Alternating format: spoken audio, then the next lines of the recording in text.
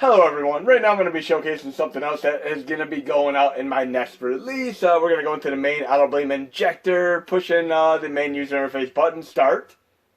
And we're going to push the select button a few times, and you're going to get this nifty apps thing here, right here. And we're going to have Amiberry PlayStation Classic Amiga emulator, courtesy of the hard work, patience, and perseverance of streamer of the AutoBlame team. And I've done a little bit of collaboration as far as getting this, running as optimally as possible, and you're going to see this when I start running things right now. I'm going to get into here, past the main README. And once you open it up, I'm not sure how I'm going to roll this out just yet, but I'll figure it out once we get to the final release.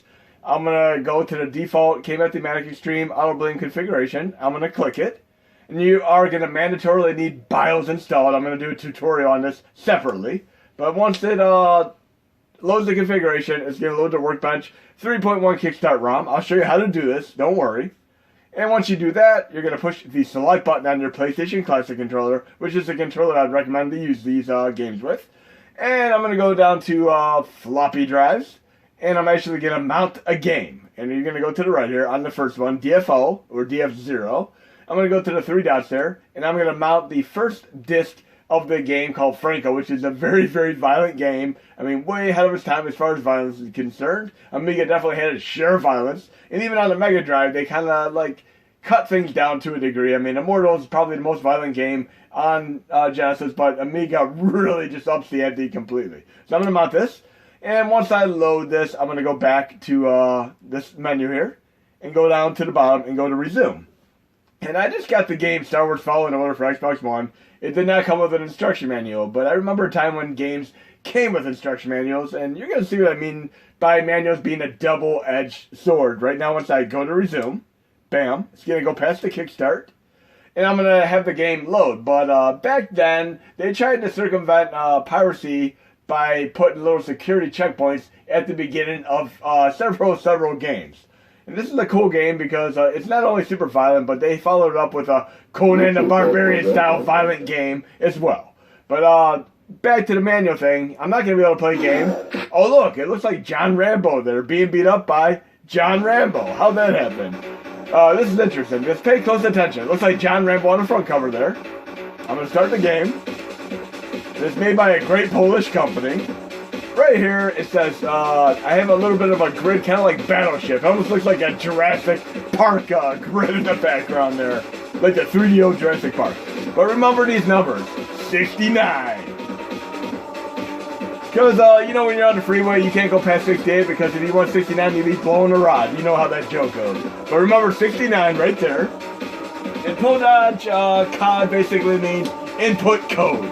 And we're going to input the code from the manual. I'm going to go into the manual now. 69 is the key there. So I'm going to go to the computer briefly. Let me get onto my HDMI for the computer. Okay. And we got 69. And no, we don't want to install any new updates. Screw that stuff. Right here, we have John Rambo on the front cover of the game, in-game. But here we got David Hasselhoff. Don't mess with the Hoff.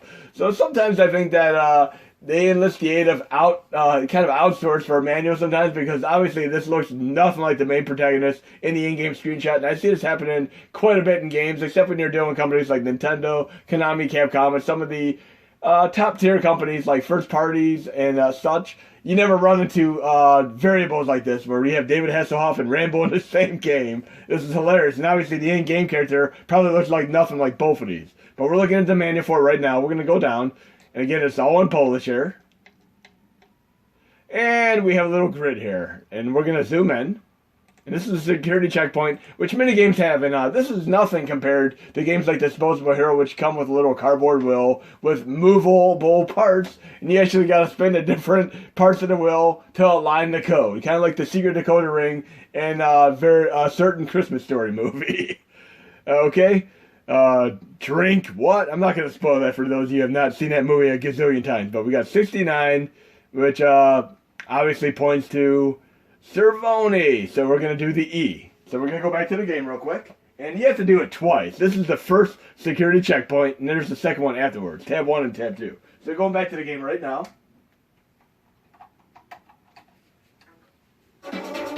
Okay, and we want to be Cervoni, which would be the E. So I'm going to push the select button here, and I'm going to go to custom controls, and you really only have to do the security checkpoint one time. I'm going to go to the L trigger here, and I'm going to basically take one of the mappings from the joypads, the mouse, and or keyboard, and put it onto the controller. And remember, we got to do the E button for Cervoni. So I'm going to go all the way down to the E. And obviously, if you're doing this with PUAE, you can just do a virtual keyboard and do it fast and furious, easy. So we're going to go down to the E button here. And once we have that map, we're going to go back to the game, resume, and push the L trigger. We made it past the first security checkpoint. Now, for instance, I tried doing the second security checkpoint, and it's not correct. It's going to do this. Watch. Sorry. I guess I have to actually buy the game and have the manual. Or what I can do is I did the security checkpoints pre this video. I'm going to push select here, and I'm going to go to load state. I'm going to load the same state that I did after I did the 2 security checkpoints. Bam! Now I'm right past that point. And I can actually start the game. Let's see if we have David Hasselhoff or John Rambo. Okay, we got John Rambo on the left there. I'll pick him. Did he say Rambo? No, he said Franco. Okay, now I'm saying in Polish to insert disc 3. So I'm going to go to select here. Floppy disk. I'm going to go right here, and I'm going to insert disc 3. And then I'm going to go back to resume.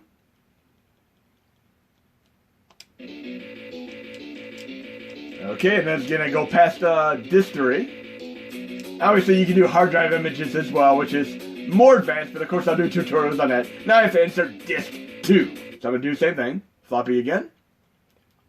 Disc 2.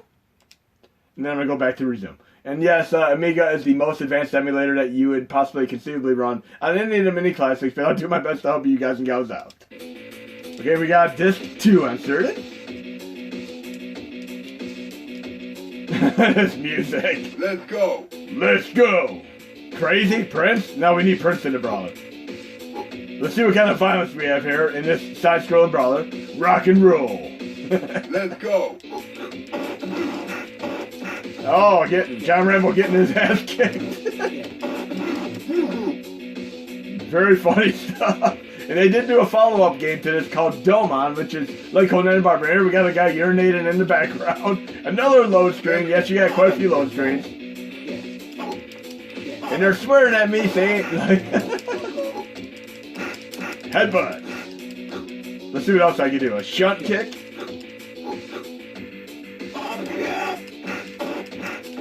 Kind of ironically sounds like music I'd expect in a Go-Go 13 game. I kind of wonder if somebody who worked on the music for this went on to work for VicTOK, the sound department.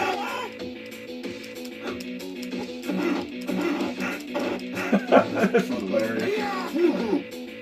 And you can literally do like color to dinosaur for NES style art designs on the ground with the blood splatter in there. Beer, rock and roll. Where's the sex part? Oh, we got somebody that's passed out who had a little bit too much of a liquor there. Let's go. F off. Let's go. All that good stuff. And yes, the game is bad fun. Let's take something else out. But yes, there are some amazing games as well. I'm going to go into here and I'll go back to floppy drives. And that is one of many games that you have to worry about security protection on, but I'm going to eject this right now, and we're going to go to load another game. And the beautiful thing about Amiberry is it is actually capable of running AGA games, which would typically run god-awful if we're running them on PUAE. I'm going to give you an example of this. I'm going to go to Aladdin right now, which is probably the most difficult game you could conceivably run. I'm going to add Disc 1 right now, and then I'm going to go to resume. Actually reset, since we're already on Franco, so I gotta reset so I can load the new game. Okay, and we had the little load thing, the cool floppy disk load thing. And I'm also gonna have PUAE updated as well. I mean, you're gonna get this and PUAE in the next update, so you're gonna have your options to run both, and depending on whichever games you want to run. If you want to run AGA games which run bad on PUAE, I would run the AGA games here. And again, Aladdin is the hardest game you can possibly run. Let's see how this runs here.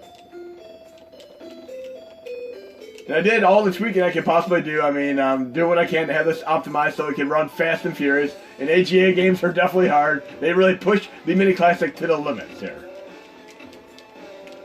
We're going to get past the initial load screen here. So sometimes when you see these type of title screens and you can't bypass them, it's because they're actually a load screen in essence. So we should be getting past that in a moment here. Come on, Virgin, you can do better than this. And Virgin's behind a lot of games, obviously. Okay. I believe they actually made the Lion King game as well. And they just had a collection of some of the Virgin games for Lion King and Aladdin on, of course, PlayStation 4, Xbox One, and so on. Let's start the game now. And let's see how this game loads in comparison to when I used to run this on PUAE. It was very, very choppy, and the music was indistinguishable. It was just awful on PUAE. There's not much you can do with AGA games like this. It is what it is. Okay, we're loading Agrabah Market. And I kind of wish on that compilation for the Lion King and the Aladdin games, they would actually have the Capcom great SNES version of Aladdin on there too. It is actually running smooth as butter right now. This is amazing. So yes, we're running an AGA game quite nicely, which is absolutely amazing. Very interesting. By far not the best version of Aladdin out there. I still like the SNES and Mega Drive versions the best. But you can actually play this smooth and understand the music for once. Of course, we have a few more games we're going to have to test in this demonstration. Okay. And I have not yet seen the live-action Will Smith Aladdin movie. It's hard to beat the original. I mean, I've had it on VHS with that bulky VHS thing, and I've watched it so many times way back. Okay, so this is actually running great. So I'm going to go back into floppies, and we're going to eject this. And we're going to load another game. And we'll load a game that Mr. T would approve of, Apidia. Apidia, the fool that doesn't want to play this amazing shmup. And we're going to add, doesn't really matter if I load this or this, I'm going to just load Disc 1. This is an amazing shmup, and the guy who did the music to this did so many great games. I mean, just load up R-Type and listen to the intro music that this guy did. It is incredible. Okay, so we're going to go to resume. This is by far one of the most unique games you could possibly play on Amiga. I wish they had other ports of this, but we gotta actually restart, sorry. Reset. And this game is awesome. The music alone gets me, but on top of that, it is a well-designed shmup. Never ever gets old. By far my favorite shmup on the entirety of the Amiga system. Listen to this amazing music. And we actually have a slight type of trainer here where we can choose difficulty. I can put up 5 lives if I'd like to, right there. I could make it easy difficulty or hard. Let's try it. I'll just leave it on normal for now. Okay, I'm going to leave it that way, the way it is now. Extra select, T mode, no. I'm just going to let that run for now. And it starts out a little bit like Felios, the Namco shmup game, but wait till the... Look at that music, that is awesome. You got a Charge Blast too. So yes, this guy did the music to Turrican and a bunch of other games too. I would literally want this music as a ringtone on my phone. It is so incredible. But yes, like the Franco game with the security protection, Disposable Hero also has that. It is much more difficult to figure out the code because you have you kind of have to do an alignment with the cardboard wheel, which is a lot easier, harder to do if you have like a picture of it, because you kind of like have to align it in your head, like kind of know where a Rubik's Cube is going to go in the next turn. And this game has something absolutely incredible, parallax scrolling. Here, let's try something here. We can go to save state, and we're going to set it to number 1, and we're going to do save state. Bam! Now if I die, I can start right there if I want to. Let's try this. I normally don't use save states, but I'm just using it for the sole purpose of showcasing this game in this video here. For those of you who have a little more difficulty with games that are really difficult like this. So if I make a little bit of progress, I can actually overwrite that save state. Especially if I get to one of the harder enemies like that grasshopper. Jackie Chan. Oh no, I'm afraid that bee might take me out, so I'm gonna go back to save state. And I'm gonna, let's try it one more time. Go down, save state, bam. Now if I die, I'm good. So I actually have a decent chance of actually making it through this stage if I want to use save states. Or I can, oh no, I died, so let's go back to the save state. Bam! No harm, no foul. Pretty sweet. And guess what? Save states don't really work optimally well on PUAE, but they work incredibly well on Amiberry. And sometime in the conceivable future, we might have this on the SNES and Mega Drive Minis as well. Oh no, Grasshopper, so I can go back to my save state. I'm just going to leave it there for now, and I'm going to go to another game. But yes, that is an incredible game. Absolutely love it. Let's see what else we have here. I'm going to check that, and I'm going to load one more test game here. This is an awesome game for those of you who like games like Zelda. This is, might not be well known to people who aren't really familiar with the system, but we're going to go down. It has a game that wouldn't really spark a Zelda from the title. It's called Legends. And we're going to insert disc 1 here. Again, since I'm running the base form here, the IPF format, there's going to be far more than if I was running ADF or HDF. I have like 6 of these versus maybe 3 if I was running ADF, and just 1 if I was doing HDF. I'm going to insert the first one here, and I'm going to start the game. So here we go. Reset. And you might notice that I have this set up in such a way that I'm able to run 100% of all Amiga games. I don't have to change any configurations. I set it up for all of the machines. I mean, from the 500 to 600 to the 1200 and plus. I have them set up for all of these identically, and they're all running great performance and speed-wise. So we're loading the first disc here.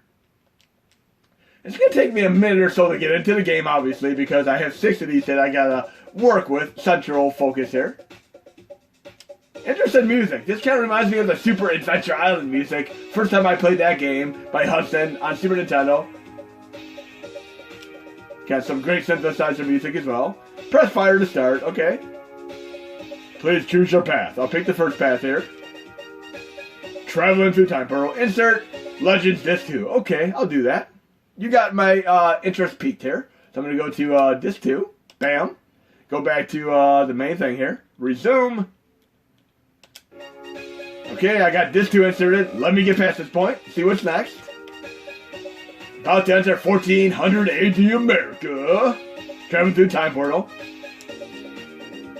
Okay, what next? Initialize at a level. Please wait. Okay, we're going to be able to load the game, or we're going to have to actually load another disc. So those of you remember actually having to swap disc out repeatedly just to get into a game. The fun stuff of the old days. Insert Legends Disc 5. Okay. So I'm going to go to floppy disk again and do Disc 5. Okay, and I'm going to go back to resume.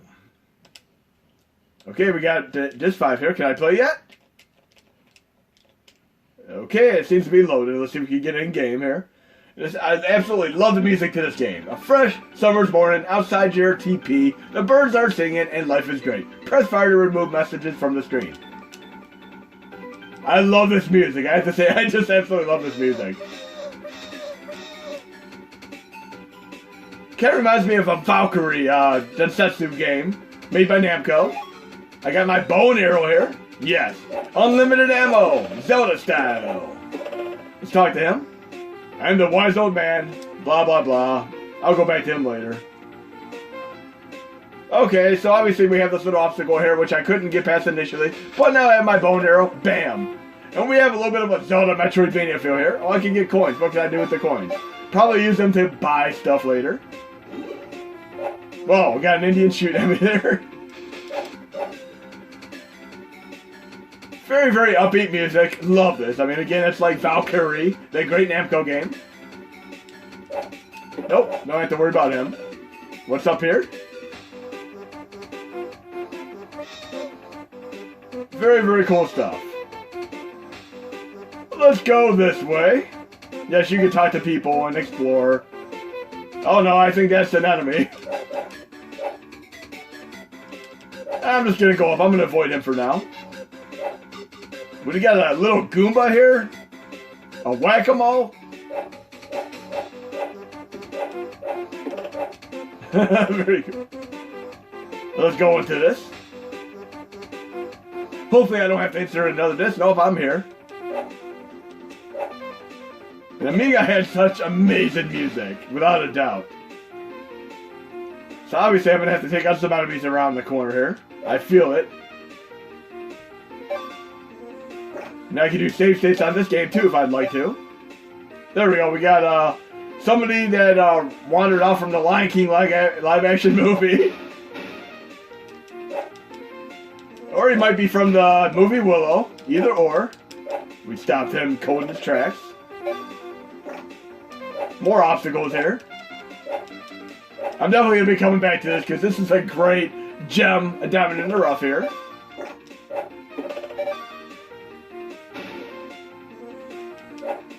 I love these type of games that are exploratory. Oh no, another Lion King or Willow enemy. Remember playing Willow initially when the queen would turn you into a pig? Kind of like the eggplant wizard would turn you into that in the dungeons. And you actually had to go have the curse removed. Probably my pivotal moment as far as annoyances in video games. Another one. Okay. So I could push the select button here. I could change it to slot 2. And I could save the state. Save. Bam, awesome. Now I can actually quit completely.